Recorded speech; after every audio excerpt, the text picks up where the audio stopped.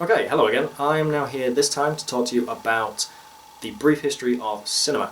As part of my coursework, I have to explain a brief history of the medium of my choice. I've chosen to do film. Now, contradictory to the title of this video, as a brief history of cinema, the actual history of short film isn't brief whatsoever. It is from the beginning of cinema up until the modern day. And when I say the beginning of cinema, I mean from the earliest projection on a wall, which would be they were called magic lamps, and they were literally a light source in which a single frame was brought across and you could see an image and then slide it along and it'd show another image. It's basically a modern photo projector, but it's really old. That technically is a form of cinema, sort of.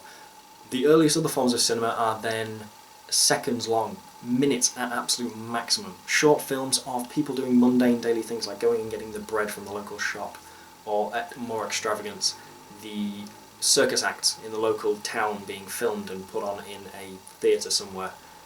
You know, elephants running in circles and seals doing backflips and stuff like that. And actually slightly more popular, for some strange reason, is exotic, scantily clad women dancing. I wonder why that sold. Modern convention, yeah, sex prints money. And from here, films were developed. After this, people wanted longer and longer films. 5 minutes wasn't going to cut it anymore. So production companies, directors, film companies got together and decided longer is better. We need to produce more films. So we then go into the age of silent cinema, because the audio technology that I'm using today obviously was not available back then, so they were limited to miming and then putting up a slide with whatever you want to say, or what the actor was meant to have said, being written on it, and then you read it with a piano at the front.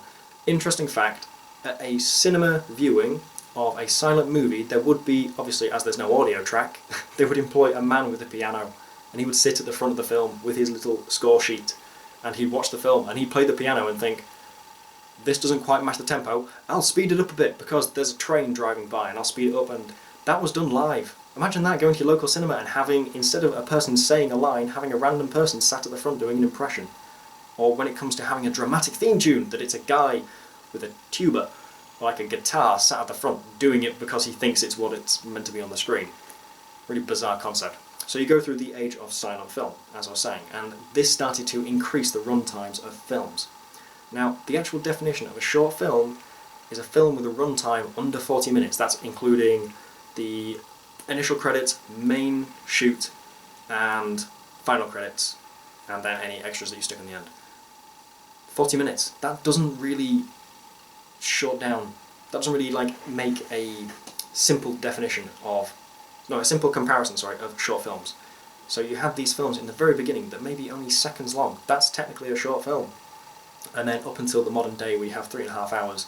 They're films, but there's still short films involved there.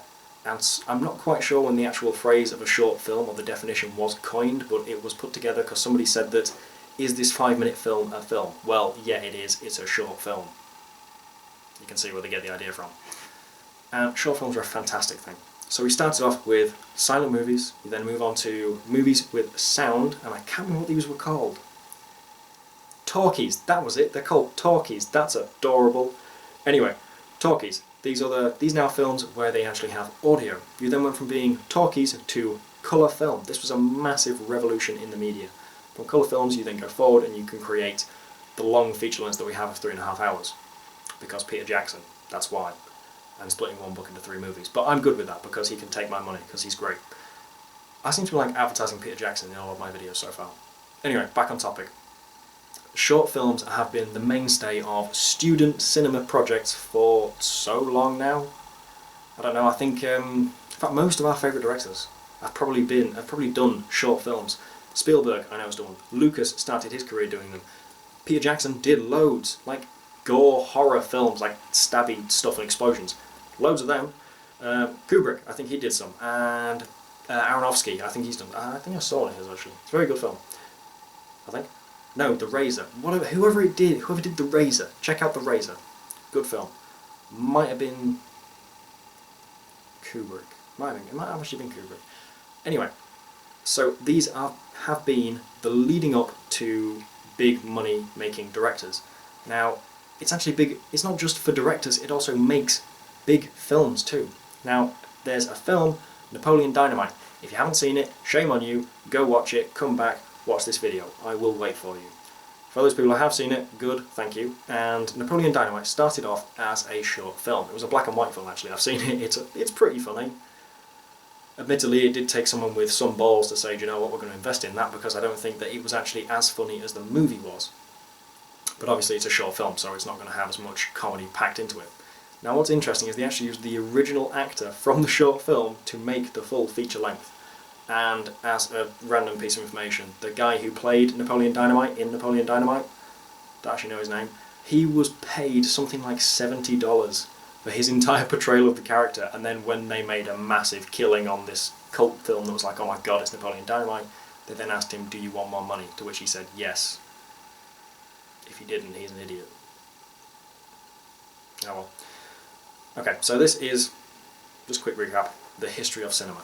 You start off single minute productions, slightly longer, silent movies, talkies, colour films, main features. Short films have been around for a very long time. As I say, they've been around through the entire history of media. Not of media, of movies. Now I'll be explaining this more in a written report, so I'm going to put a link down to the blog in the doobly-doo description-y thingy. And for those who want to read it, feel free. If you don't, if you think that this video has been enough information, thank you. And other than